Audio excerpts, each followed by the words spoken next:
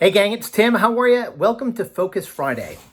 So today I want to talk about a framework that is pretty important. So this is being filmed on July 3rd. So it's like halftime in 2020. So we've just ended up the first half, and it has been full of upheaval and turmoil and uncertainty and weirdness. And I'm guessing that a lot of you aren't halfway to the goals that you set out for yourself this year. Well, by the way, that's assuming you did set some goals for yourself, which you need to, because I can guarantee that you're not going to make progress if you don't set concrete goals. But let's assume that you did set some goals, but you're not on target. So what you really need to think about is not, oh, I've got to, if let's just talk about a revenue goal. So if your revenue goal was $1 million in new business this year, and you are currently at $238,000 in new business, you can't think, oh my God, I am, $262,000 behind, or whatever that number is, to my goal. What you need to think about is, okay, I now have this large goal of over $700,000 to get to in the next 6 months. So you need to stop and think about all of the things that you are doing to accomplish that revenue goal. So let's think about that. The framework is the revenue is your bucket. And inside of that revenue bucket, there are a bunch of ingredients or elements that fill up the bucket. And so those things might be lead generation, or partnership activity, or sales process, or sales pipeline tracking, or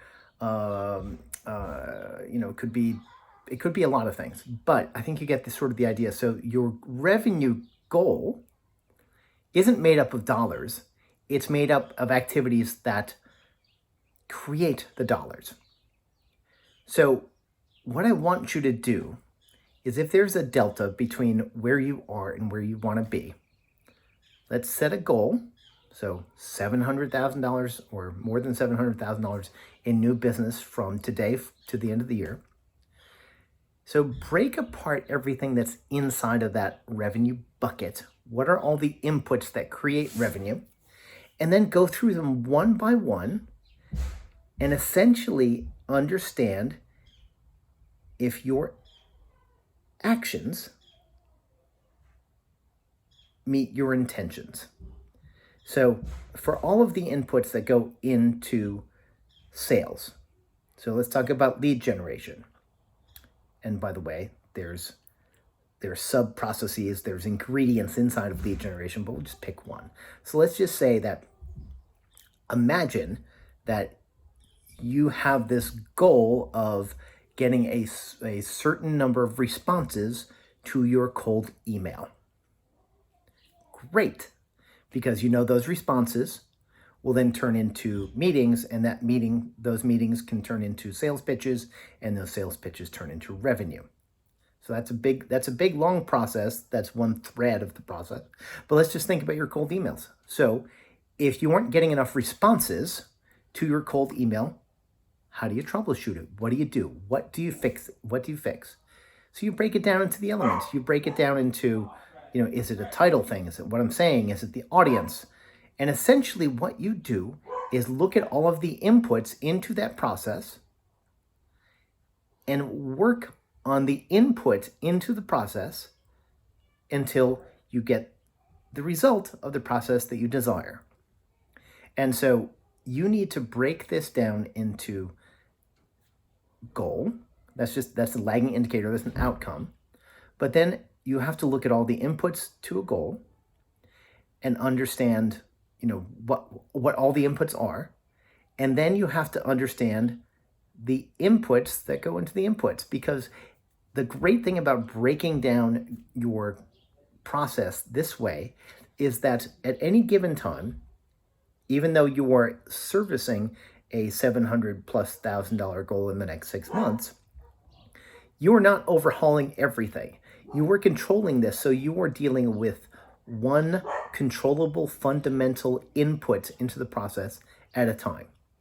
And then essentially you need to understand if that process is congruent with your actions and intentions. So if your intention is that you get a 30% response rate, but you haven't looked at your cold email in 6 months since you wrote it in January, well, guess what?